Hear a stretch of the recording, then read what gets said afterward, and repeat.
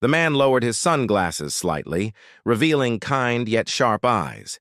He smiled faintly, unfazed by the receptionist's disinterested attitude.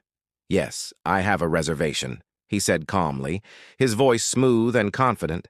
Amanda suppressed. Another sigh, already assuming this man had either booked the cheapest room available or, worse, wandered into the wrong hotel entirely. She tapped on her keyboard with practiced indifference.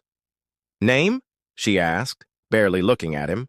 The man hesitated for a brief moment before answering. "Robert Downey, Jr." Amanda's fingers froze mid-typing.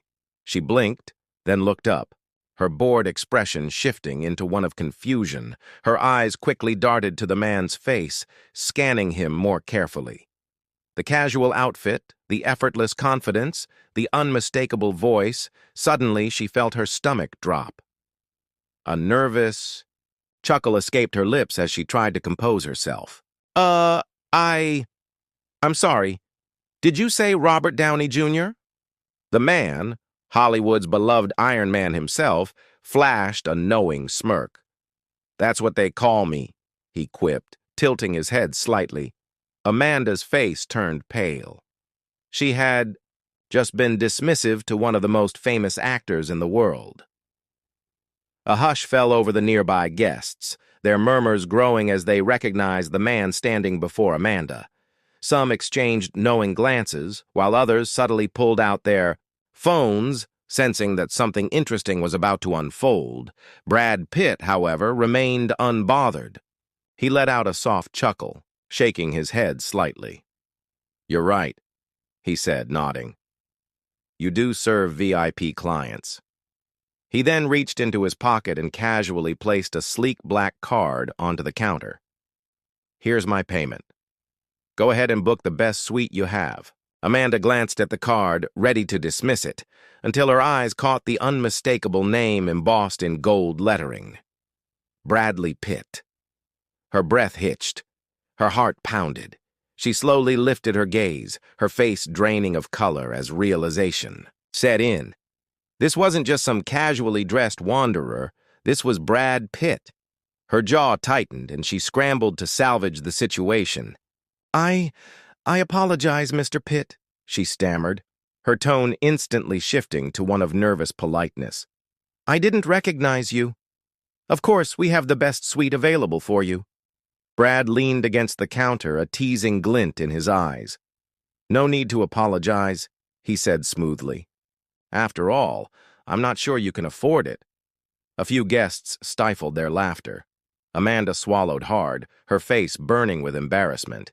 She quickly began typing on the computer, avoiding eye contact as she processed the reservation. Brad smiled, amused by the irony of the situation. "Oh," he added casually, "make sure to charge an extra tip for the exceptional service."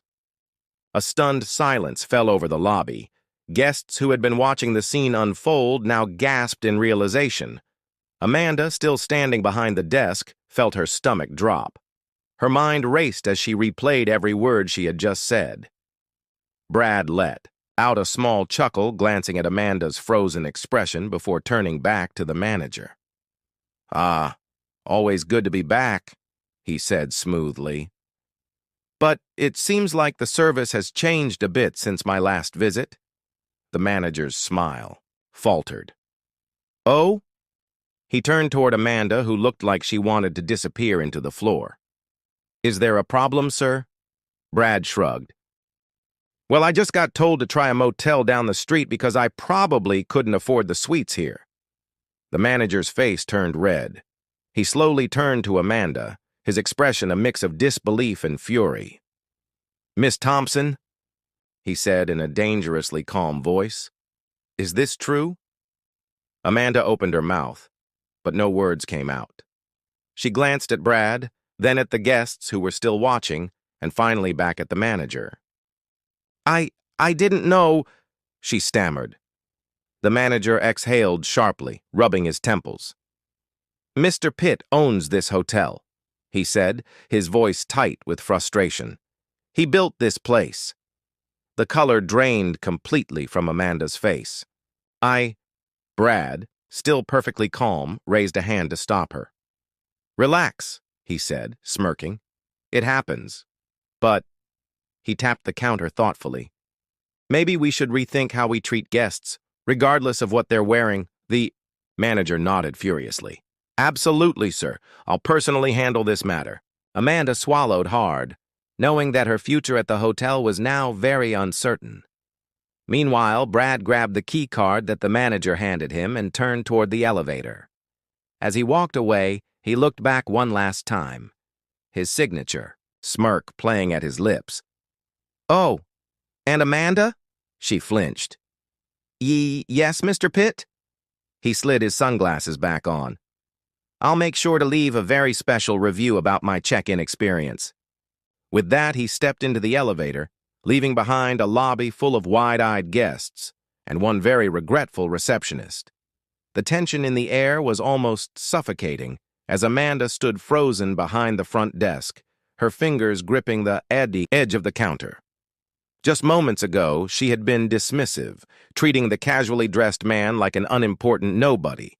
Now she realized she had just insulted Brad Pitt, one of the most famous actors in the world, and even worse, the owner of the very hotel she worked for.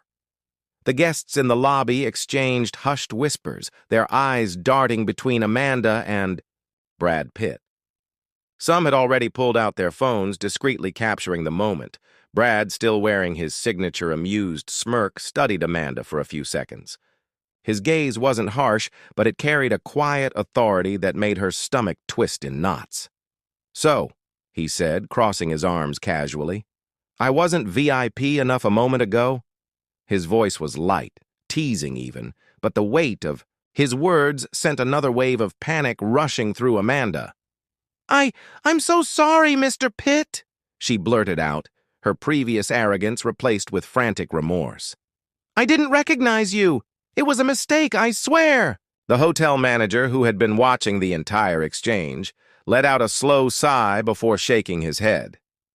"Amanda," he said, his voice calm but firm, "we expect every guest to be treated with respect. It shouldn't take recognizing someone's name to offer good service." Amanda swallowed hard, her heart pounding in her chest. "I understand," she said quickly, nodding. "It won't happen again." Brad studied her for a moment longer before the teasing glint returned to his eyes. "Well," he said, slipping his hands into his pockets, "let's just say, you never know who's checking in next."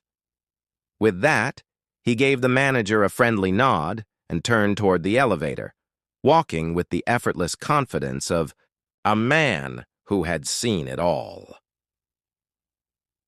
As the elevator doors slid shut behind him, Amanda let out a shaky breath. The murmurs in the lobby continued, but she barely registered them.